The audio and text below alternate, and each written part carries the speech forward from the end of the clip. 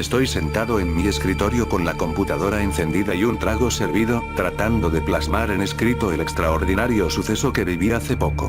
He de decir que incluso después de haber sido testigo, de haberlo vivido, me resulta difícil aceptarlo como real. De hecho, las marcas en mi cuello son las encargadas de recordarme lo horriblemente real que fue. Omitiré mi nombre pues no deseo fama, fortuna ni nada similar, solo saber que no estoy loco. Pero creo que estoy divagando y lo más correcto sería narrar los acontecimientos que sucedieron hace escasos días. Mi vida diaria es común, corriente y en cierto modo, monótona. Me suelo levantar tarde y lo primero que hago es ver las noticias y enterarme de los sucesos que acontecen en el mundo. Casi siempre es lo mismo.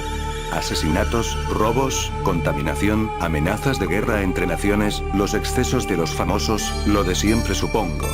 Pero esa ocasión fue diferente. Toda la mañana el noticiero estuvo hablando sobre una lluvia de estrellas que sucederían esa noche y lo espectacular de dicho evento, y para mayor suerte el lugar donde mejor se podría disfrutar del acontecimiento sería en un pequeño pueblo al norte de la capital, el cual resulta ser mi lugar de residencia. Debo decir que el pueblo, al ser tan pequeño, no tenía muchas cosas interesantes de las cuales charlar, pero ese día mientras me dirigía a comprar semillas para plantar parecía que a nadie le interesaban ninguna otra cosa, en todo el lugar no se hablaba de nada más. Lo cual me sorprende, ya que la presencia de un jeep en el pueblo con soldados armados para mí es más interesante. Esa noche la lluvia de estrellas se llevó a cabo según lo anunciado y fue incluso más sorprendente que lo que las noticias dijeron. El cielo parecía vivo, se veía tan cerca que pensé que nos caerían encima las estrellas. Quizá por eso no me sorprendió del todo el anuncio del día siguiente. Al amanecer y comenzar mi rutina y tratar de prender el televisor, lo primero que supe fue el hecho de que no había luz. Revisé los fusibles y estos se encontraban bien. Traté de llamar por teléfono a la compañía de luz, pero tampoco funcionaba, lo cual me extrañó bastante. Salí de mi hogar y me encontré con mis vecinos, los cuales tenían el mismo problema. Nos encontrábamos hablando sobre la posible causa de esto cuando un oficial se nos acercó y nos pidió volver a nuestras casas. La razón fue que aparentemente un pequeño meteorito cayó esa noche cerca de las líneas de luz y teléfono, dañándolas, y que tomaría un día o dos más o menos repararlas. Y ya que íbamos a estar incomunicados y para evitar accidentes se nos pidió no salir. También nos comentó sobre la presencia militar en las inmediaciones, pero todos concordamos en que seguramente era para recuperar el meteorito para su estudio o algo similar. Está de más decir que ese día seguimos charlando un poco más antes de acatar la orden del oficial. Siento importante comentar que la razón por la cual me mudé a un pueblo pequeño fue debido a que mi mayor hobby es la jardinería y en la ciudad me hubiera sido imposible tener un vivero. Lugar donde aconteció el suceso por el cual escribo esto. La noche siguiente a la lluvia de estrellas, cerré mi vivero y me fui a descansar. El cerrarlo fue más por costumbre y por evitar que algún animal se introdujera en él, que por protegerlo de ladrones. Después de todo, no había nada de verdadero valor en él, solo flores y vegetales. Aún así, esa mañana parecía que alguien se había introducido. Faltaban flores y algunas hortalizas estaban desenterradas. Me molestó bastante, aunque solo por poco tiempo, ya que lo primero que pensé fue que algunos jóvenes del pueblo se habían introducido y me habían jugado una maldad, una simple travesura impulsada por la ausencia de luz. El daño no fue importante y lo dejé pasar. La siguiente noche todo cambió. Escuché el ruido de una maceta al romperse y me levanté en el acto como impulsado por un resorte. El reloj marcaba las 2:30 de la mañana y hacía bastante frío. Me acerqué a la ventana pensando en que los intrusos habrían regresado.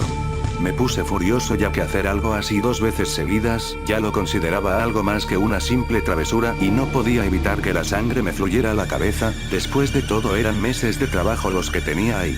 Me asomé por la ventana de mi recámara y desde el segundo piso pude apreciar la entrada de mi vivero y ver cómo esta estaba abierta y una sombra parecía caminar hacia ella. Rápidamente tomé mi celular, el cual, a pesar de no tener señal debido al lugar donde estaba, utilizaba a menudo como cámara y reproductor de música. Mi intención era fotografiar al intruso y después exigirle a él o a sus padres una retribución por los daños. En cuanto la sombra salió, presioné el gatillo, el flash se disparó y la fotografía se tomó. Debido a la luz tan repentina no pude ver directamente al personaje, pero al revisar mi teléfono mi sorpresa no pudo ser mayor. Lo que ahí parecía estar no era para nada alguien del poblado.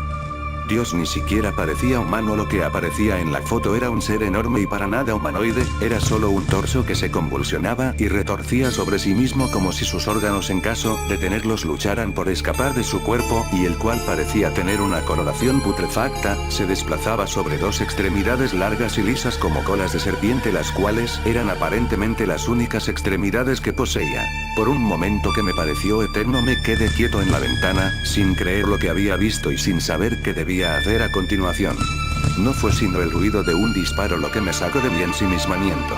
Al asomarme nuevamente por la ventana noté movimiento en los árboles detrás del vivero y sin pensármelo mucho salí disparado de casa, tomé mi celular y un bate de béisbol y salí descalzo, usando únicamente el pantalón de mi pijama y una camisa blanca.